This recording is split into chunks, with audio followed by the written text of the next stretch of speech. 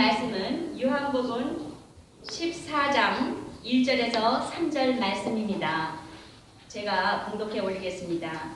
여러분은 귀로 들으시고 가슴에 새기시기 바랍니다. 너희는 마음에 근심하지 말라. 하나님을 믿으니 또 나를 믿으라. 내 아버지 집에 거할 곳이 많도다. 그렇지 않으면 너에게 일렀으리라. 내가 너희를 위하여 거처를 예비하러 가노니 가서 너희를 위하여 거처를 예비하면 내가 다시 와서 너희를 내게로 영접하여 나 있는 곳에 너희도 있게 하리라. 아멘. 오늘 본문의 말씀은 예수님께서 제자들에게 주신 생명의 위로에 대한 말씀입니다. 첫째, 제자들의 근심입니다. 가롯 시몬의 아들 유다가 예수님을 은 30에 팔려고 했던 것을 예수님께서 아셨습니다.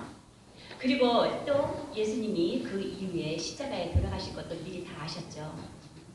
그때의 제자들은 예수님이 돌아가신다는 말을 들었는데 예수님이 어디로 돌아가시는지를 알지를 못했습니다. 그래서 그 제자들이 근심하고 있는 것을 예수님이 위로를 하고 계십니다. 그리고 자세히 또 내가 왜 죽어야 되는지, 십자가에 못 박혀 돌아가야 되는지에 대해서 제자들한테 자세하게 설명을 하는 그런 내용입니다. 그리고 그때에 예수님이 이제 돌아가셨다 오실 동안, 그 동안에 제자들한테 권면하는 것입니다. 당부하십니다. 뭐라고 당부하시냐면요, 명령을 하십니다. 다 같이 너희는 근심하지 말라. 근심하지 말라. 근심하는 자는요 건방진 사람이에요. 하나님께서 근심하지 말라고 그랬는데 근심을 하면 안 되죠, 그죠? 그 당부의 말씀은 너희는 마음에 근심하지 말라는 이것이에요. 그것도 좀 전에 말씀드렸듯이 명령하셨어요. 근심하지 말라고. 근심하지 마세요. 네. 그리고 떠나야 하는 그 이유에 대해서 예수님께서 자세히 말씀해 주십니다. 내가 너희를 위하여 거처를 예비하러 가노니 가서 너희를 위하여 거처를 예비하면 내가 다시 와서 너희를 내게로 영접하여 나 있는 곳에 너희도 같이 있게 하신다고 했습니다. 이 말씀은 예수님이 하늘 아버지 집에 가서 거처를 마련해 놓은 후에 다시 우리에게로 돌아오실 거라는 그 약속을 하신 것입니다. 그래서 예수님이 가셨다가 다시 올 때까지 이제 예수님께서 제자들한테 당부하시는 장면입니다. 제자들은 그래도 궁금합니다. 예수님이 도대체 어디를 가신다는 것인지 또 왜 가시는지도 알 수가 없었으니까요. 그리고 제자들이 근심한 것은 예수님을 생각하고 예수님을 사랑해서 근심하는 것이 아니고 자기들을 버리고 가는 예수님이 섭섭했던 거예요. 그리고 예수님이 가시면은 자기네들의 그 외로움은 어쩌나 하는 이 세속적인 욕망의 근심이었던 거예요. 제자들한테의 근심은. 그도 그런 거 하죠. 베드로 같은 경우는 어떻게 했어요? 금을 던지다가 부모 형제 다 버리고 예수님이 오라고 해서 그냥 무작정 따라갔는 사람 아닙니까? 믿고 따른 예수님이 돌아가신다라니까 얼마나 황당하겠습니까? 제자들은 다 어떻게 하겠습니까? 그래서 자기네들의 그런 외로움을 염려해서 세속적인 욕망에 근심했던 것입니다. 예수님은 그 근심하는 제자들의 마음을 아셨기 때문에 18절에 보면 이렇습니다. 내가 너희를 그와 같이 버려두지 아니하고. 요한복음 14장 18절에 이렇게 써 있습니다. 이렇게 말씀하시면서 제자들의 심정을 위로하십니다. 오늘 본문에서 여러분과 저에게 메시지를 전달하고자 하는 것은 1절에서 하나님을 믿으니 또 나를 믿으라고 하셨어요. 근심에 대한 해결책은 오직 믿음에서 온다라는 말씀입니다. 그것을 강조하신 것입니다. 곧 하나님을 믿는 그 믿음으로 예수님을 믿으라는 것입니다. 그리고 예수님을 통하여 하나님을 믿으라는 말씀입니다. 그리고 예수님과 하나님은 하나이기 때문에 예수님을 통하여 하나님을 믿어야 한다는 말씀입니다. 여러분, 하늘나라 거처를 받아 누리고 싶습니까?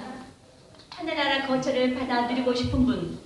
아멘. 아멘. 좋습니다. 전원이 다 손들거나 아니면 아멘으로 받았겠습니다. 아멘. 그러기 위해서는요, 우리의 생각을 다 버리고 복잡해서는 안 됩니다. 그러기 위해서는 천국을 누리고 싶다면요, 단순하게 생각해야 되고 마음이 우선 순수해야 합니다. 그거는 근심 걱정을 하지 말아야 된다는 뜻입니다. 그 전제 조건이 바로 여기서 말씀하시는 마음에 근심하지 말라는 것입니다. 사무엘상 2장 1절에 보면요, 여호와는요 죽이기도 하시고 살리기도 하시고 수월에서 내리기도 하시고 거기에서 올리기도 하시는도다 라고 말씀하셨습니다. 그러므로 모든 것은 하나님께서 주장하심을 우리는 깨달아야 합니다. 우리가 근심해서 될 일은 아무것도 있다 없다. 우리가 근심해서 될 일은 아무것도 없습니다. 근심은 아무 쓸데가 있어요? 없어요? 없습니다. 괜한 자신의 신성을 볶는다 그러죠. 괜한 근심은 정신적인 스트레스만 몰립니다. 마태복음 10장 29절에서도 보면요, 참새 2마리가 한 아사리온에 팔리지 않느냐, 그러나 너희 아버지께서 허락하시지 않으면 그 하나도 땅에 떨어지지 아니하니라. 우리가 아무리 근심해도 하나님께서 허락하시지 않으면 참새 한 마리도 땅에 떨어질 수가 없답니다. 아멘. 모든 것을 하나님이 섭리하심을 알고 하나님께서 우리를 안전한 길로 더 좋은 것을 주시고 더 좋은 길로 인도하실 것을 믿어야 합니다. 우리에게 필요한 모든 것을 공급해 주심은 하나님의 섭리임을 여러분 저 다 믿어야 합니다. 빌립보서 4장 6절 말씀에도 아무것도 염려하지 말라. 다만 모든 일을 기도와 간구로 너희 구할 것을 감사함으로 하나님께 아뢰라. 아멘. 둘째, 거처를 예비해야 하십니다. 예수님은 단지 병자를 고치기 위해서 오신 것만은 아닙니다. 또 그렇다고 해서 줄인 자를 채워주시러 오신 것만도 또 아닙니다. 하나님의 뜻을 이루시기에 오셨습니다. 하나님의 자녀된 자를, 여러분과 저희들을 구원하러 오신 것입니다. 내가 다시 와서 너희를 내게로 영접하여 나 있는 곳에 너희도 있게 하리라 라고 하신 말씀대로 우리는 예수님께서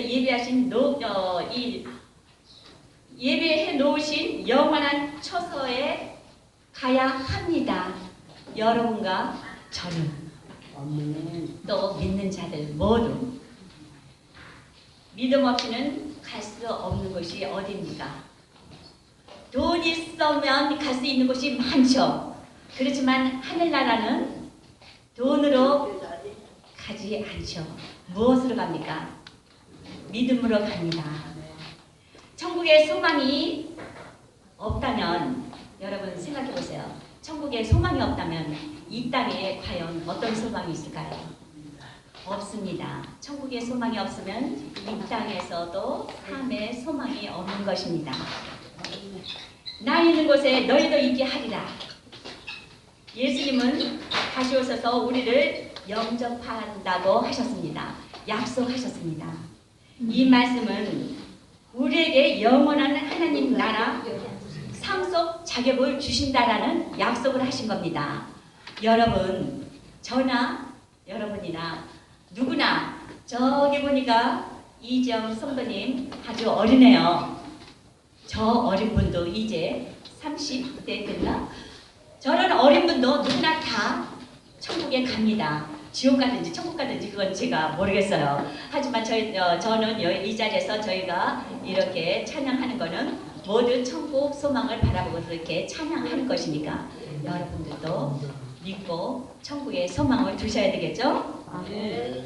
우리에게 그러한 영원한 하나님의 나라의 상속자로 주신다고 하나님께서 약속을 하신 겁니다. 아멘. 그럼 정리합니다. 너희는 마음에 근심하지 말라. 하나님을 믿으니 또 나를 믿으라. 내 아버지 집에 거할 곳이 많도다. 나 있는 곳에 너희도 있게 하리라. 아멘.